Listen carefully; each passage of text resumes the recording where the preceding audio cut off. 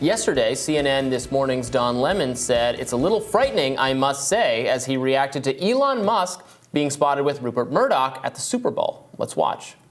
Talk about reshaping truth in the media ecosystem, and you see Elon Musk and Rupert Murdoch sitting there together. That gets people to wonder, and for some, it is confirmation that, see, that's why he shouldn't have done the interview with Fox. They're all in collusion, out to get Joe Biden and liberals and the administration.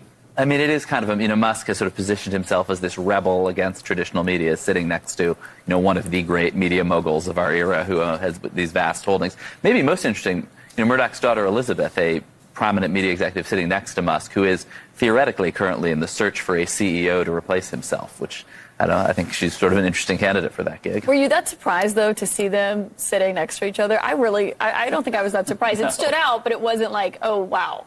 No, it seems like the most predictable thing in the world. I was kind of surprised that they actually, they actually did it, because it's a little frightening, I must say.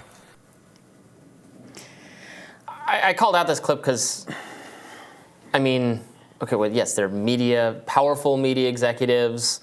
They know each other, are friendly with each other, went to the Super Bowl together.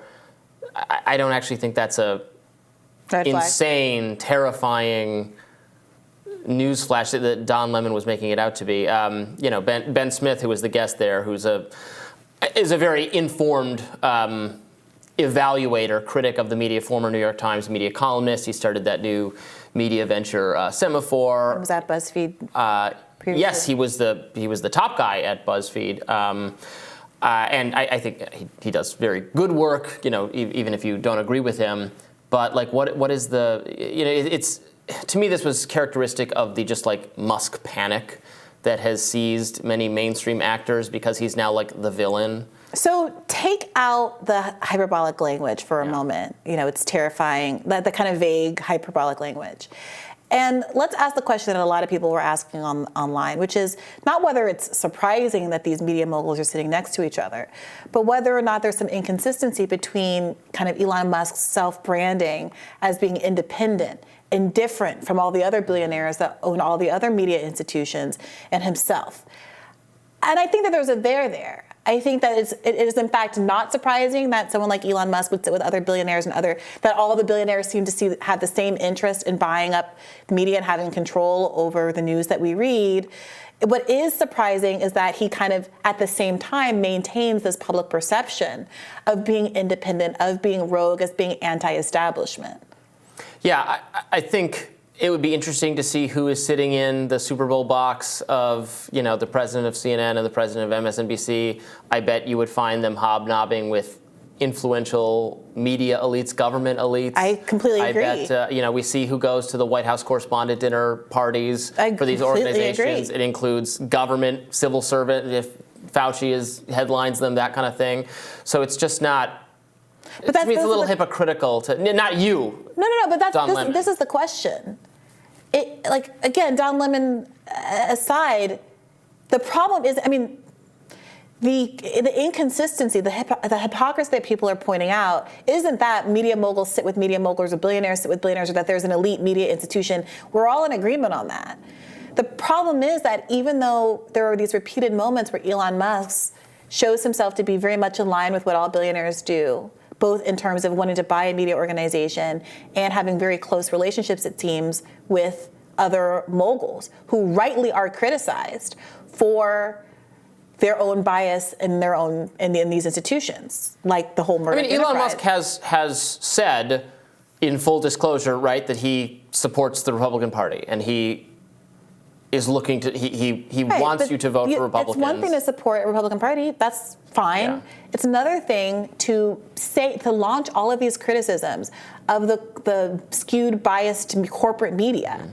At the same time, you're literally socializing. It's a big stadium. Mm-hmm. He has a lot of money. There are a lot of boxes. There are a lot of places he could sit. So how can you credibly, this is the question that's being asked, how can you credibly launch all of these criticisms of the corporate media at the same time that you seem to be very good friends with one of the biggest, most powerful figures in the corporate media landscape? Yeah, I would say that he probably from Musk's point of view, he probably agrees now. He's come around to being a Republican. He probably agrees with a lot of the corporate editorial media decisions and corporate being media made at bias Fox and Murdoch Properties. So corporate media and corporate media bias is fine as long as there's right-wing corporate media bias. Right.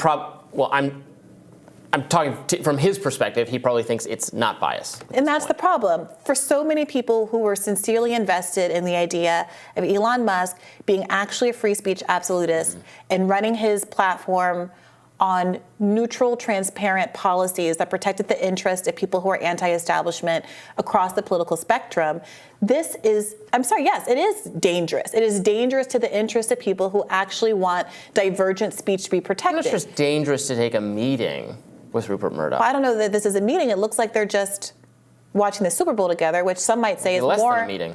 Some might say is more insidious because it speaks to a kind of actual substance, like a relationship and a friendship and an affinity that simply meeting as two hostile parties potentially doesn't necessarily imply. And let's not forget also that Elon Musk was criticized.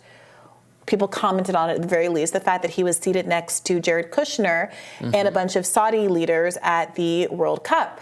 So again, the issue isn't that he is any different than any other mogul, that he is any more bought off or self-interested or corrupt as any other mogul, but that he continues to be able to sell himself somehow as independent, as not like all the other billionaires, in a way that his behaviors undermine.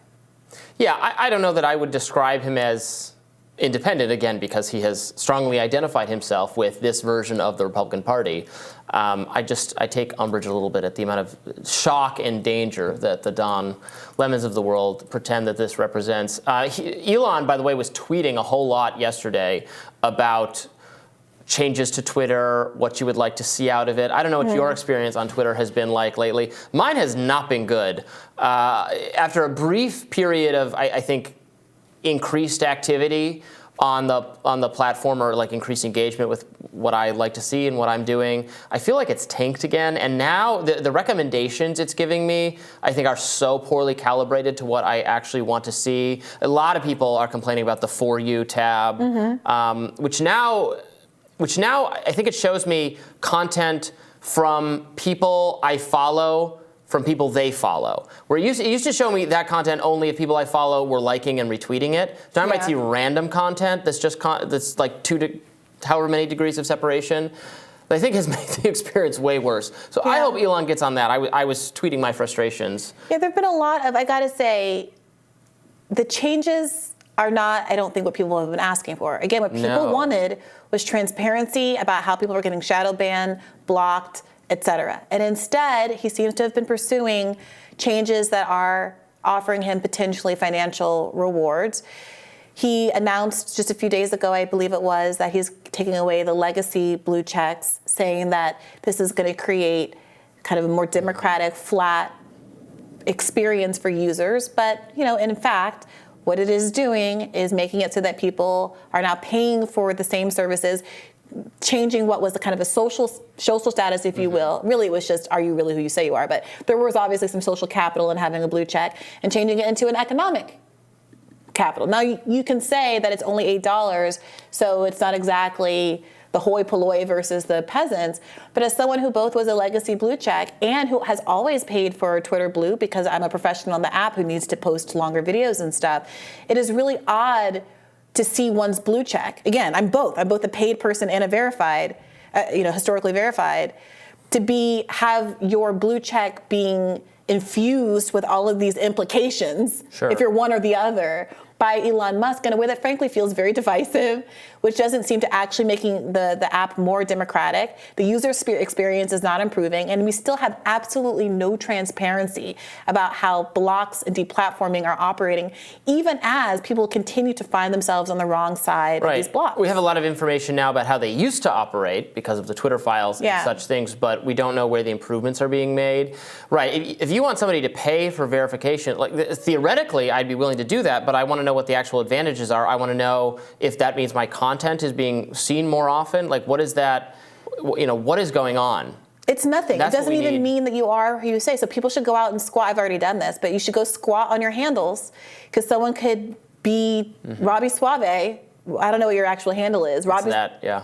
Robby middle initial Soave, pay for a blue check, and there's literally no way for them to know the difference between you and them, especially if they're already a high follower They have account. policies against impersonating other accounts, right? so but maybe theoretically they should take but action. maybe that's someone whose name just happens to be Robby Soave, and they're going to have to work that out. Show their ID. Right. So we'll have more Rising for you after this.